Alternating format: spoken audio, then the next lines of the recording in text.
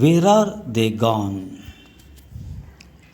Everyone is aware how Swami Vivekananda, with his electrifying speeches at the First World Conference on Religions at Chicago in 1893, flew India's flag in the Western world.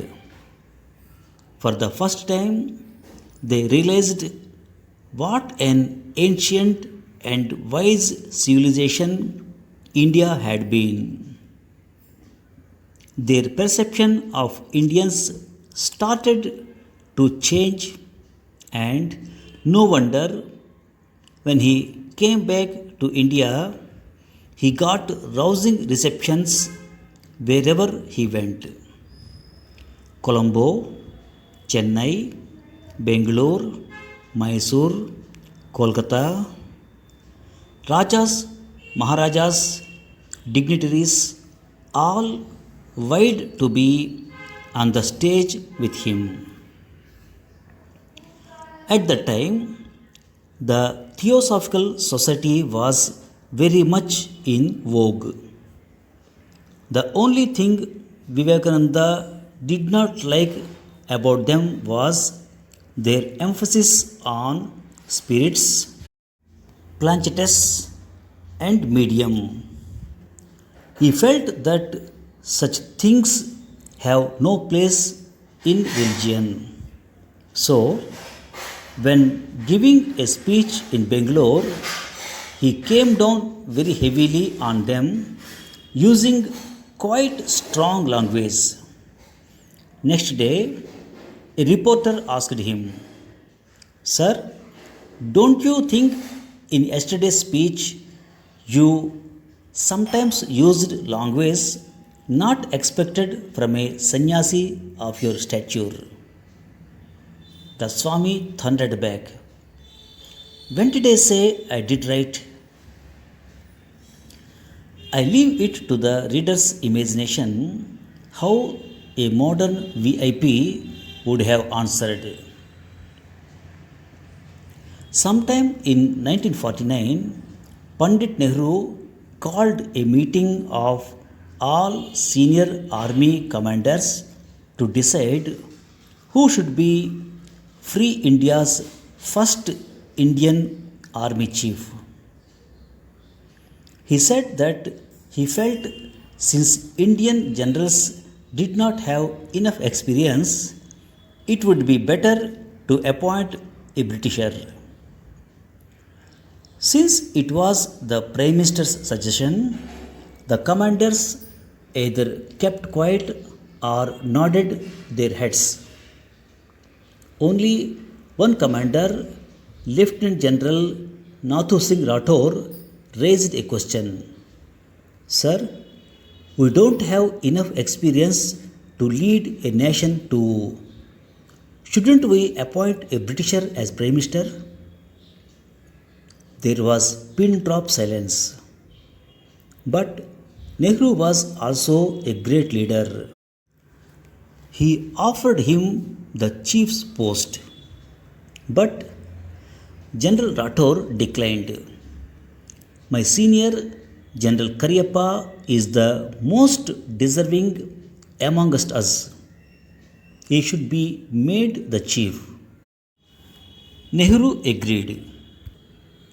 But one wonders at the sterling qualities of General Rathore. First, the courage to tell the Prime Minister where he was going wrong. Secondly, the greatness to forego the chief's chair, which he could have got for the asking. One need not comment on today's scenario. At one time, when Pandit Ishwar Chandra Vidyasagar was teaching in the Sanskrit College, Kolkata, he called on the principal of Hindu College, Mr. Kerr, a Britisher. Kerr was sitting with his legs on his table. Throughout the discussion with Vidyasagar, He did not lower them. Vidyasagar said nothing. A few days later, when he heard that Mr. Kerr was coming to meet him, he quickly put his slipper clad feet on the table and waited. When Kerr came in and Vidyasagar did not lower his feet, obviously he was furious and left in a huff. He complained to the higher authorities who asked an explanation from Vidyasagar. His answer was simple. He said that he was under the impression that the British were the most civilized people on earth. When he had visited Mr. Kerr and found that Kerr had greeted him in this way, he thought this must be the proper way of greeting of which he was ignorant earlier. The British were left red faced. Remember, Vidyasagar gave this slap at the height of British Raj. One day in 1971, Indira Gandhi had called a cabinet meeting to discuss when to attack Bangladesh.